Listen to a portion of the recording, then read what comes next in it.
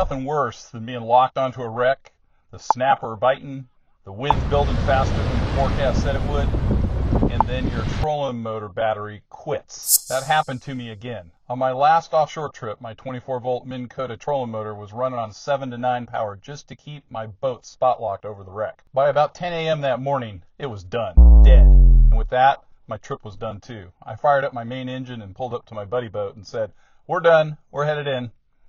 That was not a one-time problem. It was actually the 4th trip I had cut short because my batteries could not hold up in heavy wind. And twice before, when those batteries died, my Minn Kota Ultra got stuck in the down position. So in this video, I'm going to show you the battery upgrade I finally made, why I made it, how I installed it, and what problems I ran into, and why I think this is going to be a game changer on windy days. For the last 6 years, I've been running 2 Battle-Born 12-volt 100 amp hour Group 27 batteries wired in series for my 24-volt 100 amp trolling motor system. And for most days, they worked fine. I ran my guide business with them for over 4 years.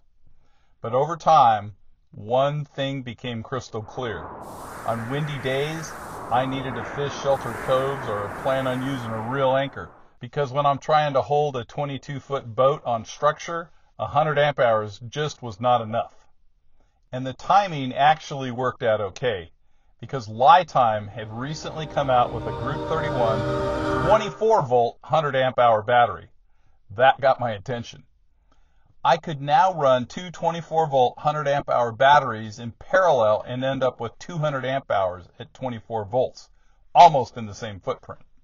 In other words, same battery space, double the capacity. Can't do that with Battle-Born. That was exactly what I needed. So I made the call and dropped about $1,300 on 2 of these LiTime batteries. And next I'll show you exactly what it took to get them into the boat, because this was not just a drop-in swap. The first step was pulling out the old system. I removed both Battle-Born batteries and also removed the Victron Bluetooth shunt that gives you battery status via Bluetooth and the Victron app. I've got Battle-Born batteries in my truck camper too, so I used the Victron Connect app to monitor both setups. Once everything was out, I ran into the first issue. These new Group 31 batteries were just a little bigger than my existing battery boxes. Not much, but enough, about a 1/4 inch too large. So I had to cut the ends off the battery boxes with my Dremel to make them fit. Not a huge job, but right away this upgrade turned into a custom install. When the new LiTime batteries arrived, I followed the instructions and fully charged them before putting them in the boat and connecting them together. I also installed the LiTime app on my iPhone and added each battery by scanning the barcode. That part was nice and easy. Just make sure you scan the barcode in the upper left-hand corner of the battery. Once they were in the app, I could see each battery's charge status. And later I learned I could combine them into one system view and see them as a 24-volt 200 amp hour setup. That's a really nice feature, especially when you want a quick look at where the whole system stands. But charging these batteries also forced me to finally deal with another problem I'd been fighting for a long time. Since I got the Battle-Born batteries, I had been using a Victron 12 24-volt charger. And honestly, it worked okay as long as I had plenty of time. If I had several days between trips, fine. But if I had back-to-back trips and had really used the batteries hard, that charger became a problem. On the default setup, it would charge up to around 70% and then slow way down and trickle charge the rest of the way to 100%. I tried different suggestions and reconfiguration ideas, but I never could get it to behave the way I wanted. So my workaround was a pain, but it worked. I would unplug the charger on both sides every 60 to 90 minutes and reconnect it until the batteries were finally fully charged. That's not something I wanted to keep doing. So when I put in these new LiTime batteries, I used that same process just to get them up to about 98%. And then I finally broke down and bought the LiTime 40 amp 24-volt charger. That alone will make life a whole lot easier between trips. And in a couple minutes, I'll show you just how fast that charger topped them off after my first test run.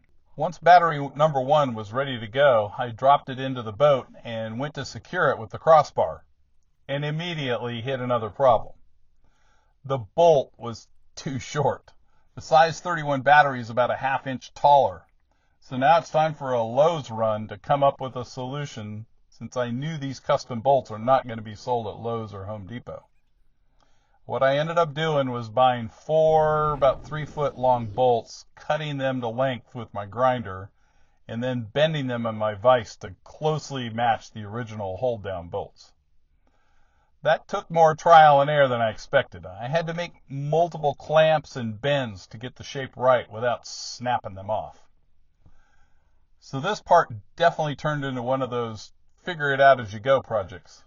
But eventually I had the hardware I needed, and now it's time to get both batteries secured in the boat and wire the whole system up. My old setup was 2 12-volt batteries wired in series to create a 24-volt 100-amp-hour system. This new setup is different. Now I'm using 2 24-volt batteries wired in parallel. That keeps the voltage at 24 volts, but doubles the amp hour capacity to 200. That is the whole point of this upgrade.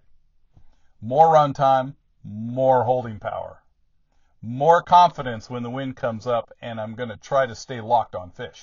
This diagram shows you exactly how I tied in the 50 amp fuse and the charger connector that uses an Anderson plug. This document came with the 40 amp charger showing the components and the charge connector for the charger.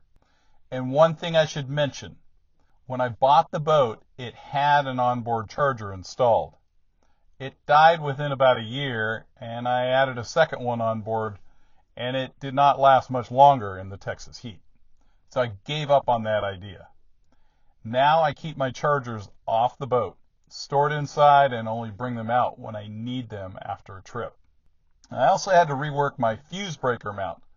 On the old batteries, I used a block mounted to the top of the battery and secured it with zip ties.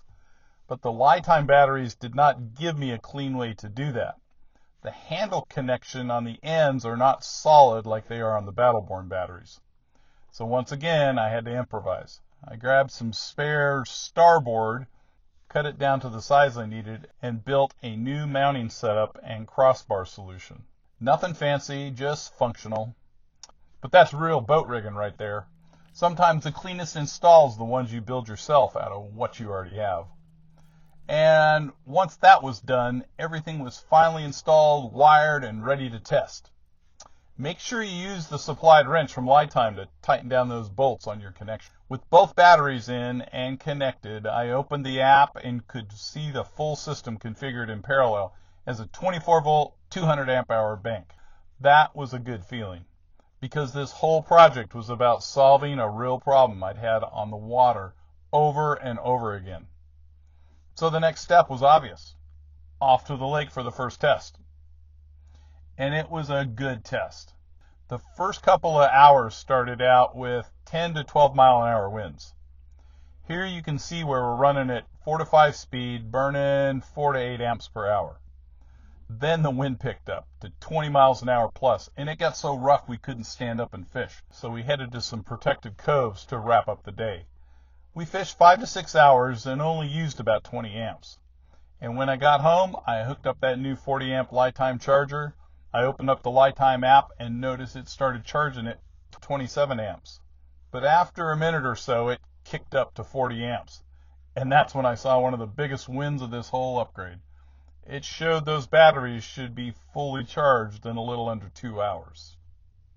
That is a huge difference for me, because now I'm not just getting double the power on the water, I'm also getting a charging setup that can get me ready fast for the next trip.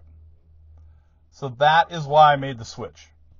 I wanted more runtime, more holding power, and a system I could count on when the wind picks up and I'm trying to stay on fish instead of getting blown off the spot. And on paper, this setup gives me exactly that. 24 volts, 200 amp hours, faster recharge time, and a lot more confidence heading offshore and fishing in windy days. And those are the days this upgrade is built for.